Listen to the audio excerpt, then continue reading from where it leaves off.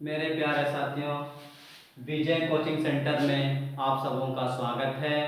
मैं हूं आपका दोस्त विजय सिंह सोमरोई और मैं आप लोगों के बीच में नंबर सिस्टम का सेकंड पार्ट लेके आया हूं। इससे पहले आप लोगों ने पहला पार्ट देख चुके होंगे,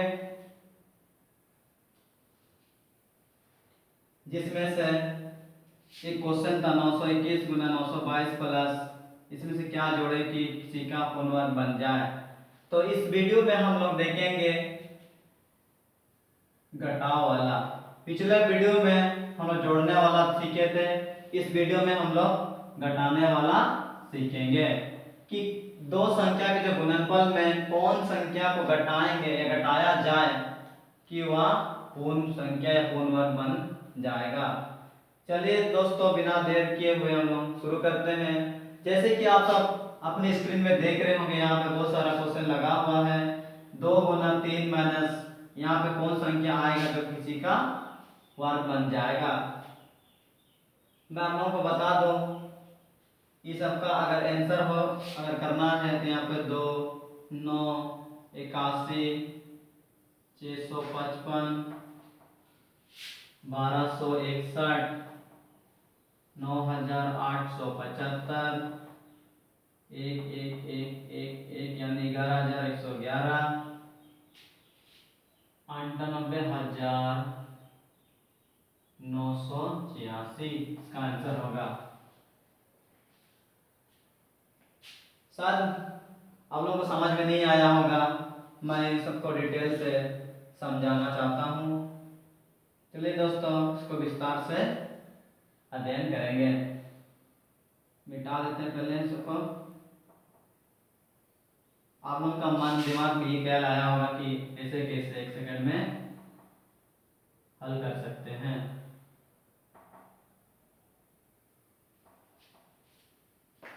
आप एकाग्रता से हम देखिए इसका विधि क्या है। अगर दो संख्या के बीच में 1 का अंतर हो और आपसे ये पूछा जाए कि इन संख्याओं के गुणनफल में कौन सी संख्या घटाया जाए कि वह पूर्णवर्ग बन जाए और वह किसका पूर्णवर्ग बनेगा, इन सब प्रश्नों का जवाब यानी हल अभी निकालेंगे। चलिए दोस्तों, शुरू करते हैं। बनाने का तरीका ध्यान दीजिएगा। जब दो संख्या के बीच में अगर 1 का अंतर हो तो क्या करना है। सबसे पहले आप लोग देखिएगा, जो संख्या है उसमें से जो संख्या छोटी है उसको देखना है।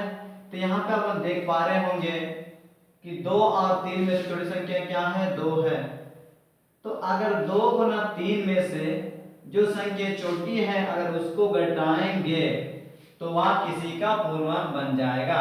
जैसे हम देखते हैं कि 2 तिया 6, 6 में से यदि हम 2 को घटाएंगे तो 4 हो जाएगा, जो कि आप लोग जानते हैं, आप सभी जानते हैं 4 किसका स्क्वायर है, 2 का वर्ग है। इसी प्रकार दोस्तों देखो 9 गुना 10 यहाँ पे है, 9 दान 90, 90 में से यदि हम छोटी संख्या यानी यहाँ से 9 और 10 में छोटी संख्या कौन है, 9, 9 को अगर घटाएंगे तो 81 आ जाएगा, जो कि 9 का स्क्वायर है। यहाँ पे 2 का स्क्वायर, यहाँ पे 9 घटाएंगे 9 का स्क्वायर। आप सब देख पा रहे होंगे, समझ रहे होंगे कि अगर दो संख्या के बीच में 1 का अंतर हो और आपसे ये पूछा जाए कि उन संख्याओं के गुणनफल में कौन सी संख्या या क्या संख्या घटाया जाए कि वह पूर्णवर्ग बन जाएगा, तो दोस्तों आप लोग इसको 1 सेकंड में देखते ही आंसर कर दोगे। मैं बता रहा हूं कि इसको कैसे हल करना है। तो इसको तो हम बता दिए, अभी 2-3 मिनट पहले से बताते आ रहे हैं कैसे करना है। इसमें सबसे पहले दो संख्या को सिलेक्ट करना है, देखना है कि इन दो संख्याओं में कौन सी छोटी संख्या है।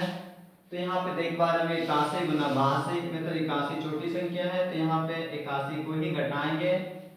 अगर 81 को अगर घटाया जाए इन दो संख्याओं के गुणनफल में, तो यहाँ पे वो किसी का पूर्ण वर्ग बन जाएगा। और अगर यदि आपसे ये पूछे कि ये किसका वर्ग है, तो इन दो संख्याओं के बीच में ही जो संख्या छोटी है, जैसे 81 गुना 82 में अगर 81 घटाएंगे तो जो आ जाएगा यहाँ पे संख्या आएगी वो इन दोनों के बीच के इन दोनों के बीच नहीं, मतलब इन दो संख्याओं में से एक संख्या जो छोटी संख्या है उसी का ही स्क्वायर हो जाएगा।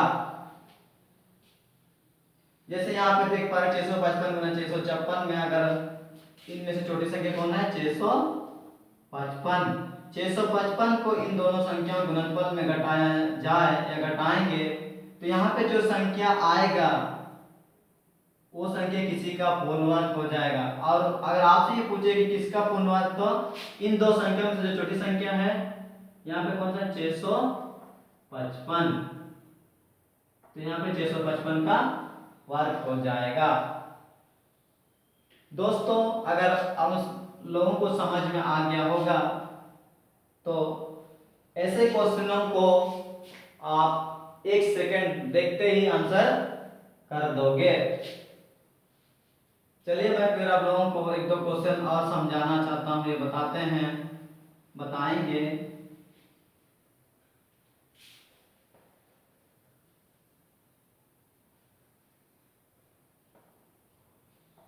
जैसे मैं आप लोगों से पूछूंगा एक संख्या 9281 गुना 9282 में से कौन सा संख्या को घटाएंगे ताकि जो संख्या आए वो किसी का वर्ग बन जाएगा।